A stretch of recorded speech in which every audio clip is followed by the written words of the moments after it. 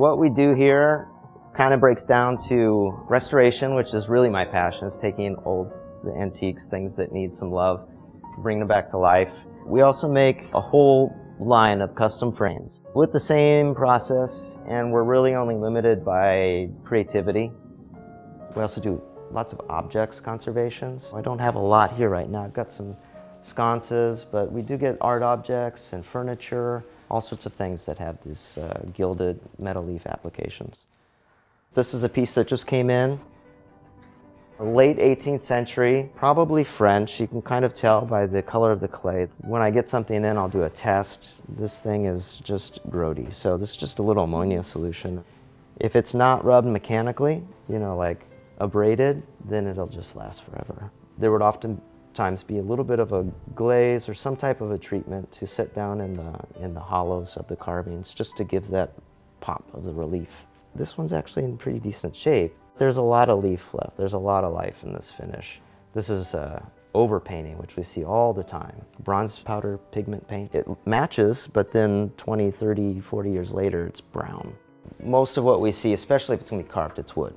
This is gesso. Gesso is calcium carbonate, rabbit skin glue, which is just a really refined protein glue. Then next step is clay, mixed with water and a little bit of the glue. This will actually start to polish. And this is done on water gilding process because the clay is what allows you to get the high shine. This is a little bit of a heavy antique. You know, we can simulate wormholes and grime, go from brand new shiny to 500 years old. This is really the only way that you can get this look, is this really like labor-intensive process. The corner samples are done exactly the same way. I can actually show you kind of the steps and possibilities with different finishes and different leaf. This is a piece I'm working on right now. I'm just trying my hand at some really basic carving. This is a clock pillar, faux tortoiseshell. We start with the basic molding. There's a huge range of what we can do starting from this. This is a sgraffito, which just means to scratch. You have the gilded surface, and then you go back in with a stylus and you just create whatever design you scratch away. What I do, I want to do well, so I really spend a lot of time. This I made in San Francisco. It's an old caseta style frame, trying to simulate really old Spanish style where they're just beat. This is composition ornament, so what you're seeing here starts as this. You steam it, and the steam activates it. It becomes pliable. It activates the adhesive. Then you can mold it and push it into place. This is plaster cast. And if you see the really bright brass sleeve mirror over there, this is a piece that's left over from the ornament there. This is an example of composition ornament with stacked frames. This is just more of a contemporary finish. This is a plaster cast frame. Like we talked about, it's really heavy, and it's applied plaster casting, so it's really dense, thick. There's a lot of material on there.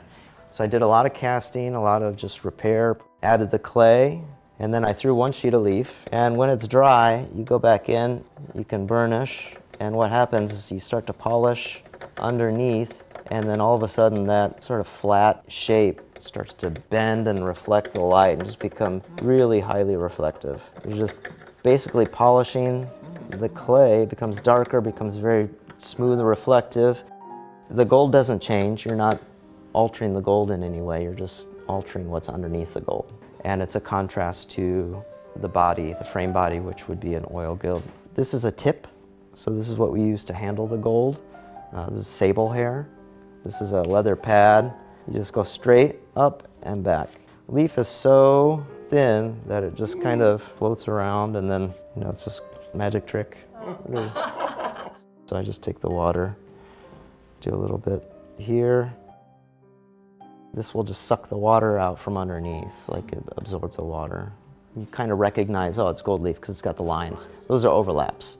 So it's double thick, and especially once it's rubbed through. This one was done by a very good gilder. You see these very thin lines, very little overlap, very little waste. So it's a lovely piece, so it's gonna be a lot of fun. I did this one this morning, laid it down. It looked like this. Once it dries, it looks like this. And then once it's fully dry, That's when you go back and burnish and it becomes like this again. It's rewarding when you're done and you get this beautiful piece that looks, it's been saved, it's appropriate, you know, for its age, it looks authentic. So there's different ways to get the leaf out of the book. I usually just roll a piece out because it'll stick to the piece. Grab the leaf. It's got to have just the right amount of grease to grab onto that. Same process that I did over there. Just line it up. Boop. And then you just sort of push the water out the side. I want to make sure that water goes right up to the leaf. You line it up.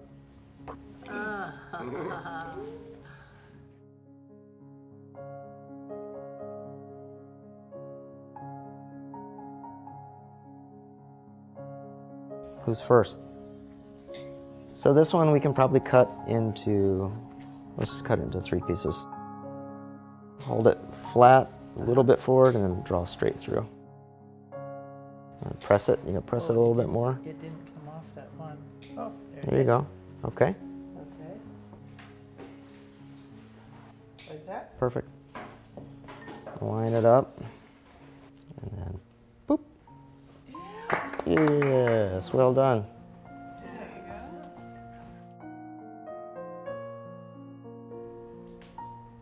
Woo! There you go. Nice. Thank you. This is what this looks like once it's dry. And we use the agate tools to go in and just kind of burnish away. And this is a kind of an unusual leaf. It's called moon gold. It's got some palladium. You can leave it without having to seal it. Sierra is a really talented gilder as well. I learned from some pretty great people. That's why I like the apprenticeship model. In apprenticeship, you've got hands-on all the time. You're always learning, you're seeing, you're absorbing it.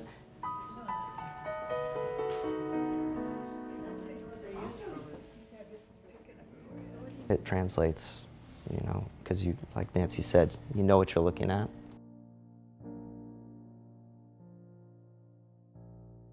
Water gilding hasn't changed in hundreds of years.